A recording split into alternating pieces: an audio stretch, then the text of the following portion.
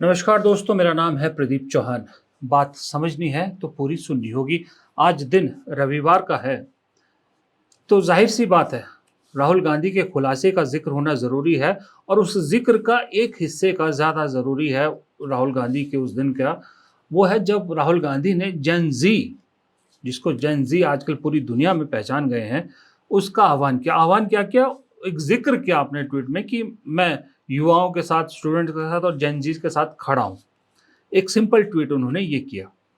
अब नेपाल के बाद जेन ज़ी को लेके पूरी दुनिया में क्या माहौल है ये आपको मालूम है, और इस देश में जेन ज़ी जो मतलब 13-14 साल से लेकर 28 साल की उम्र के हैं, यानी सन 97 से लेके 2012 के बीच की जो पैदाइश है, उनको लेके उन्हें जेन ज़ी कहा जाता है। उनको लेके बीजेपी को बड़ी तकलीफ हुई कि भाई राहुल गांधी ने उनका जिक्र क्यों किया, और उसे नेपाल से जोड़ दिया। और कहा जा रहा है कि राहुल गांधी को नेपाल की तर्ज पर इस देश को डिस्टेबलाइज करने की साजिश राहुल गांधी कर रहे हैं या करना चाह रहे हैं, इस तरह की बातें उन्होंने की। खैर, ये मुद्दे ने ज़मीन नहीं पकड़नी थी, नहीं पकड़ी। कि अगर आप ओवरऑल पिक्चर देखोगे एनएसवाई से शुरू करते हुए, तो कहीं ना कहीं ऐसी एक फीलिंग आ रही है कांग्रेस से कि चाहे अनचाहे में राहुल गांधी कांग्रेस का लेफ्टीकरण तो नहीं कर रहे, लेफ्टिस्ट सोच और उसके साथ समाजवादी, ये तो सोच कांग्रेस की ट्रेडिशनल सोच को रिप्लेस कर रही हैं क्या? क्योंकि हाल फिलहाल में जितनी कांग्रेस में नियुक्तियां हुई हैं, किसी भी, मैं किसी एक डिपार्टमेंट का नाम नहीं लूंगा, लेकिन किसी भी डिपार्टमेंट के जो चेयरमैन या जो भी बनाए गए हैं, जिन्हें जिम्मा सौंपा गया है, जरा आप उनका एक बैकग्राउंड देखिएगा, तो वो बैकग्राउंड या तो आपको वो चंद्रशेखर टाइप वाला समाजवाद वाला बैकग्राउंड दिखेगा, या आपको लेफ्ट का बैकग्राउंड दिखेगा।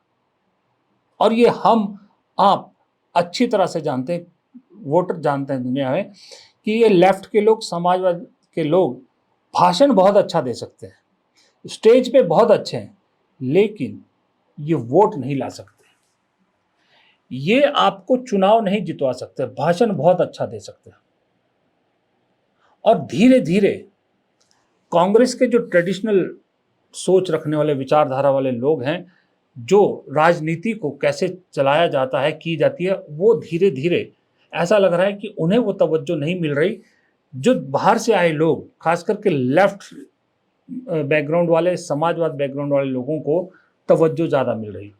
अब इसका उदाहरण मैं फिर एनएसवाई से लेता हूँ आपको। एक कुछ पत्रकारों ने बल्कि सोशल मीडिया पर लिखा भी है इसके बारे में कि कन्हैया कुमार, अब आपको कन्हैया कुमार को देखना पड़ेगा। कन्हैया कुमार खुद कोई इलेक्शन अब तक नहीं जीते हैं। 2021 में, शायद 2021 में कन्हैया कुमार को एनएसयूआई का इंचार्ज बनाया। उसके बाद एनएसयूआई ने कितनी तरक्की करी, ये कभी किसी ने पूछा या किसी ने देखा? नहीं देखा। एनएसयूआई कोई बहुत मजबूत नहीं हुई, बल्कि एनएसयूआई के अंदर गुटबाजियां बहुत बढ़ गई। कहा जा रहा है कि कन्हैया कुमार अपने लोगों को एनएसयूआई में फिट कर रहे हैं, और एक एनएसयूआई का लेफ्टीकरण पूरी तरह से किया जा रहा है। एक सोचे समझे तरीके से वामपंथ की तरफ के लोगों को, या वामपंथी सोच रखने वाले लोगों को एनएसयूआई में इंपॉर्टेंट पोजीशंस पे रखा जा रहा है। अब कन्हैया कुमार लेफ्ट सोच से आए हैं, लेफ्ट बैकग्राउंड से आए हैं, ये हम सबको मालूम है। अब इसके अलावा कन्हैया कुमार के साथ एक और हैं, अंशुल त्रिवेदी, डॉक्टर अंशुल त्रिवेदी। कहा जाता है कन्हैया कुमार के रणनीतिकार हैं। बाकायदा उन्हें 2 महीने पहले एआईसीसी से चिट्ठी निकलवा कर उन्हें एनएसयूआई का जो एआईसीसी की तरफ से नेशनल कोऑर्डिनेटर बनाया गया है। ये भी जो है वो कन्हैया कुमार के साथ लेफ्ट से आते हैं। लेफ्ट की उससे इन्होंने जो है वो है, इनकी संस्था जो है वो एसडीएफ या जो भी इनकी स्टूडेंट विंग थी, उसकी तरफ से आए हैं। अब आपके सामने ये तस्वीर है, ये टीम कन्हैया की एक तस्वीर रखी है। डॉक्टर अंशुल त्रिवेदी, उसके अलावा 2 लोग और हैं, कहा जाता है वंशिका और मयूर। ये वंशिका और मयूर दोनों एनएसयूआई के दफ्तर में बैठते हैं, और एनएसयूआई के खाते से इनकी सैलरी जाती है।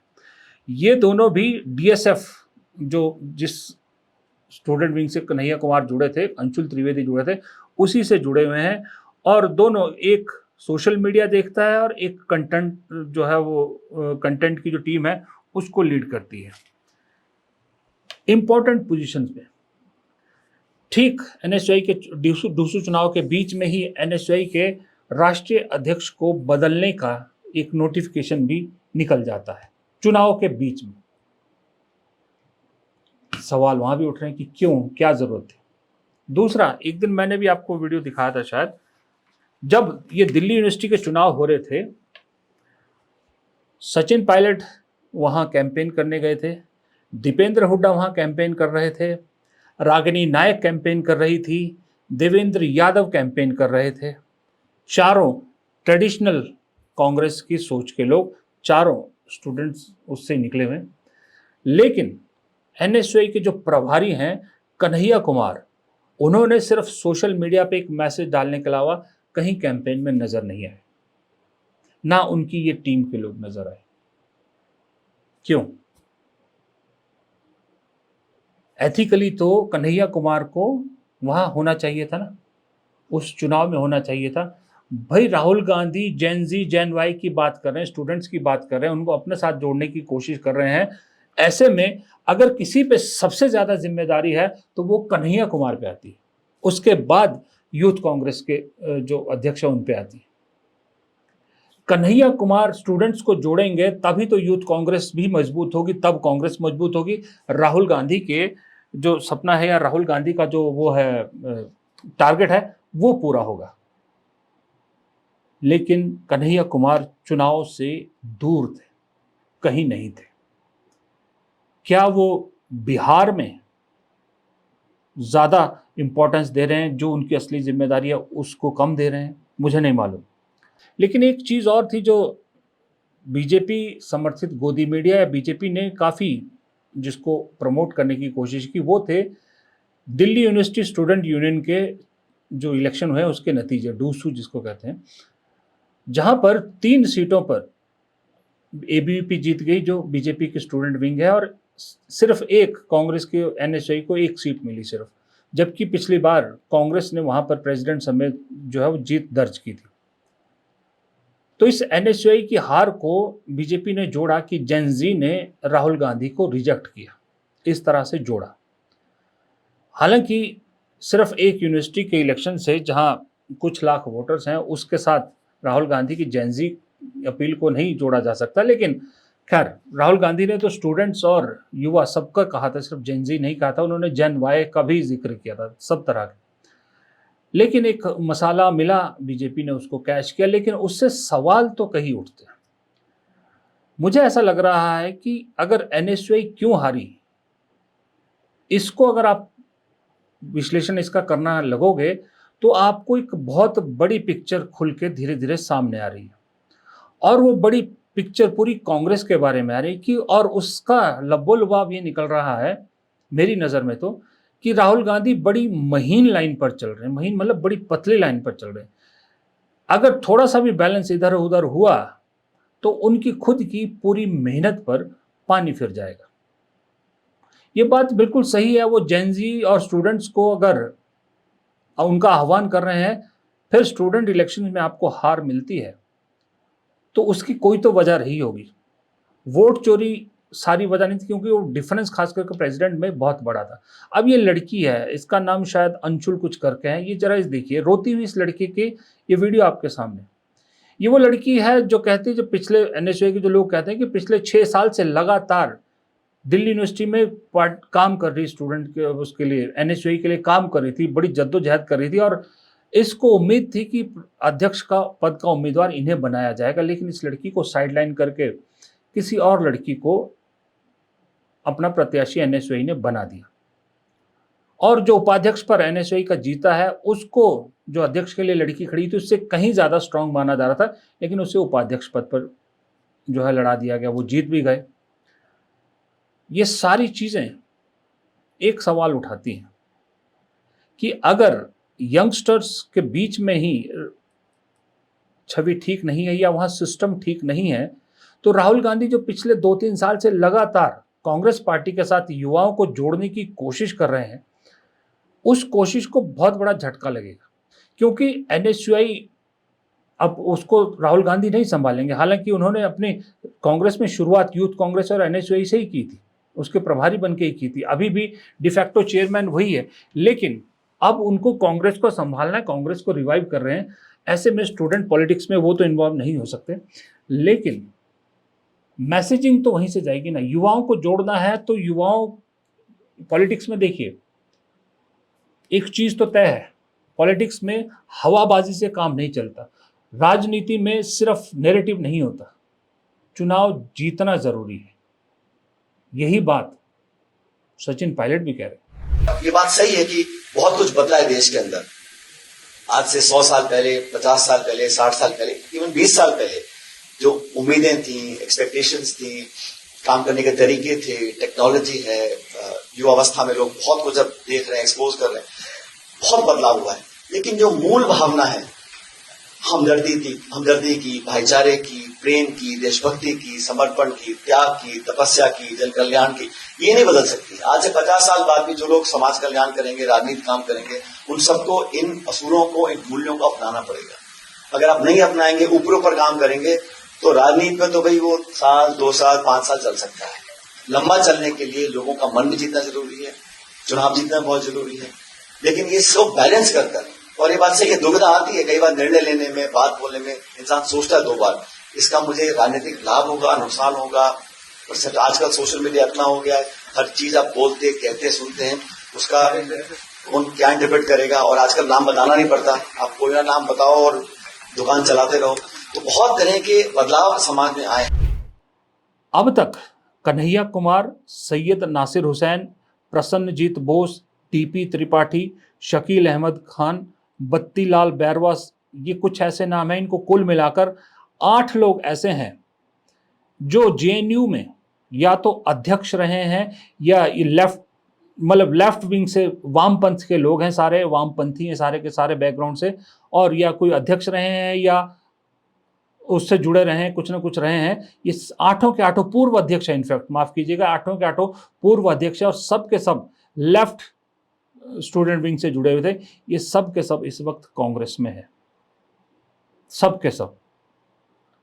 राहुल गांधी की जो खुद की टीम है उसमें ये लोग घुसने की कोशिश करते, कहा जाता है कन्हैया कुमार तो बहुत कोशिश कर रहे हैं, इनमें से भी कुछ लोगों ने कोशिश की, लेकिन राहुल गांधी की जो टीम है वो टीम अच्छी तरह से जानती है कि अगर ये यहाँ आ गए तो हालात ठीक नहीं रहेंगे, इसलिए उन्होंने इन्हें घुसने ही नहीं दिया। लेकिन प्रियंका गांधी की टीम में अगर आप नजर दौड़ाओगे तो एक संदीप सिंह, कौन, पूर्व जेएनयू अध्यक्ष, लेफ्ट वामपंथी से जुड़े हुए, मोहित पांडे जेएनयू से लेफ्टिस्ट, अनिल यादव इलाहाबाद यूनिवर्सिटी से लेफ्टिस्ट, शाहनवाज आलम इलाहाबाद यूनिवर्सिटी से लेफ्टिस्ट, प्रदीप नरवाल और धीरज गुर्जर 2 ऐसे हैं जो एनएसयूआई से या यूथ कांग्रेस से आए हैं।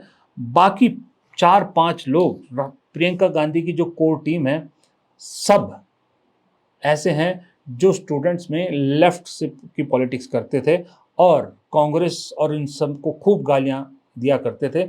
आज वो प्रियंका गांधी की टीम संभाल रहे हैं।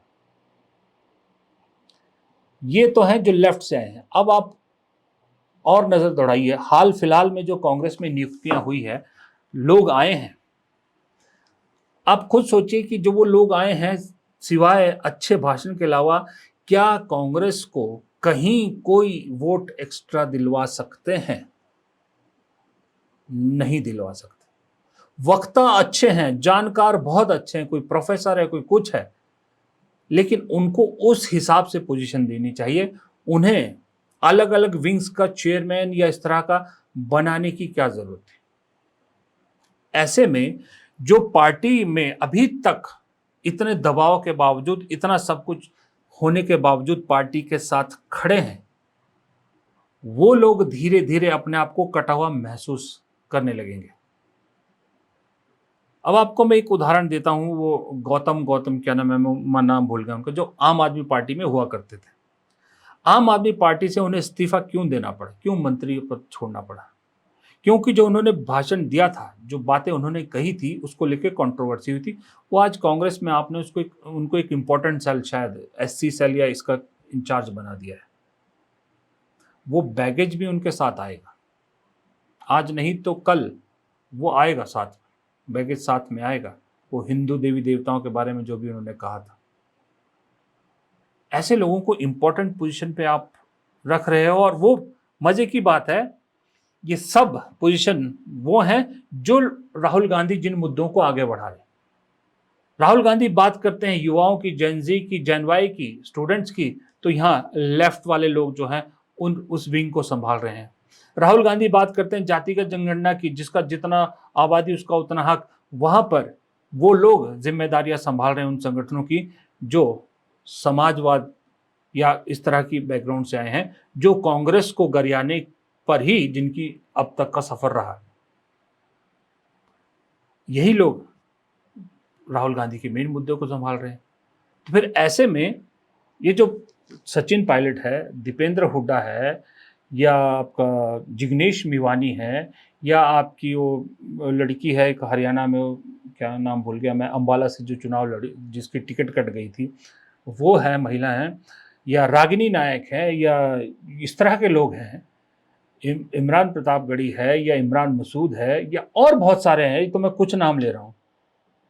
ये लोग कब तक इंतजार करते रहेंगे? एक मैं आपको छोटा सा क्लिप दिखाता हूं। मुझे नहीं मालूम ये कौन है, मैं इस नेता का नाम नहीं जानता, लेकिन कांग्रेस के मंच से बोल रहा है तो जाहिर सी बात है कांग्रेस से जुड़ा हुआ ये। जरा इनकी बात सुनिए। आप प्रदेश अध्यक्ष जी को एक अवगत कराना चाहता हूं, क्योंकि हमारे यहाँ हर बार ऐसे होता है, पिछले 20 साल से वोट चोरी के नाम पर हमारे टिकट चोरी दिल्ली से हो जाती है। आपको हमारी बात रखनी पड़ेगी, अपने बेगू विधानसभा वासियों की बात रखनी पड़ेगी कि स्थानीय को मौका मिलना चाहिए। आप तैयार हो?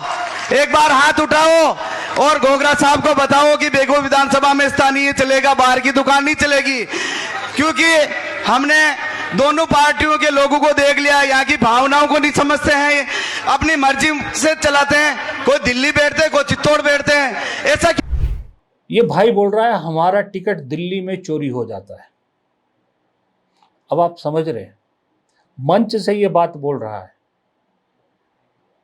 कल के आए लोगों को आप महत्वपूर्ण जिम्मेदारियां देते हैं। सचिन पायलट आज भी जिम्मेदारी का इंतजार कर रहे हैं, जिग्नेश मेवानी इंतजार कर रहे हैं, वो एक और देवेंद्र हैं वहाँ पर छत्तीसगढ़ में, जो जेल में भी रहे हैं, जो काफ़ी देर अंदर है, वो जिम्मेदारी का इंतज़ार कर रहे हैं। दीपेंद्र हुड्डा जिम्मेदारी का इंतज़ार कर रहे हैं। अरे कितने नाम लूँ मैं, माफ़ कीजिएगा बहुत सारे नाम छूट भी गए होंगे। कितने ही लोग ऐसे हैं जो वेट कर रहे हैं। DK शिव कुमार भी उसमें से एक है, जो आश्वासन पे अभी भी टिके हुए हैं, खड़े सिर्फ वेट कर रहे हैं। वो आपके आश्वासन पे टिके हुए हैं, उन्हें उम्मीद है कि आप एक न एक दिन अपनी बात पूरी करेंगे। लेकिन जब उनके सामने ही बाहर से आए, वो भी गैर कांग्रेसी सोच वालों को, जब वो देखते हैं कि इन्हें की पोजीशन पे बिठाया जा रहा है और वो अपना एजेंडा जहां जहां बैठेंगे वहां अपना एजेंडा और अपने लोग दोनों लाएंगे, इसमें कोई शक नहीं। फिर वो सोच को उस तरफ ले जाएंगे। जब ये सब चीजें देखते हैं, जो वो इंतजार में बैठे हैं, कभी तो किसी का दिल बदलेगा, कभी तो किसी के दिल में सवाल उठेगा। फिर कल को कोई ज्योतिरादित्य सिंधिया बन जाए, फिर कांग्रेस को शिकायत करने का हक नहीं है। इसलिए मेरा ये कहना है कि राहुल गांधी को बहुत ध्यान देना है, राहुल गांधी को बहुत सोच समझना है इस मामले में कि ये आखिरकार मैं जो मुद्दे उठा रहा हूं, सब कुछ कर रहा हूं, उसको ट्रैक्शन जितना मिलना चाहिए उतना ट्रैक्शन क्यों नहीं मिल रहा?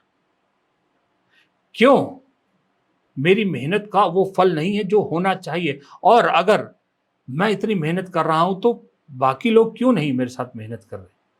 क्या कहीं गलती है? क्या कहीं कुछ गलत हो रहा है? कुछ गलत नियुक्तियां हो रही है? इसका ध्यान रखना बहुत जरूरी है। BV श्रीनिवास, आपको एक नाम बताता हूं मैं, यूथ कांग्रेस के अध्यक्ष थे इससे पहले। कोविड के दौरान सिलेंडर मैन के नाम से मशहूर हुए। उन्होंने कांग्रेस बीजेपी नहीं देखा, जिसको जरूरत थी, जिसने उनसे मदद मांगी, उस आदमी ने मदद करी। यूथ कांग्रेस की पूरी टीम ने मदद करी।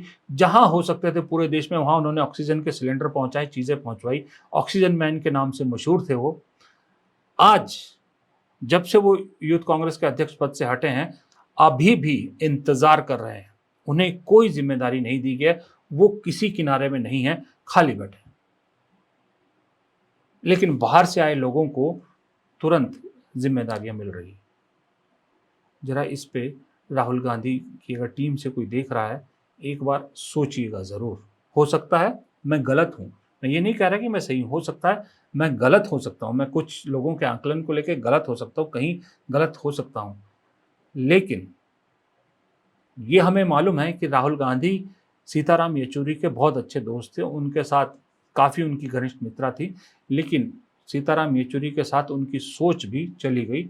अब उनकी सोच के या उस तरह के लोगों को, उन्हीं बैकग्राउंड के लोगों को अपने साथ शामिल करके आप सिर्फ भीड़ बढ़ा रहे हैं, जन नेता नहीं बढ़ा रहे। नमस्कार।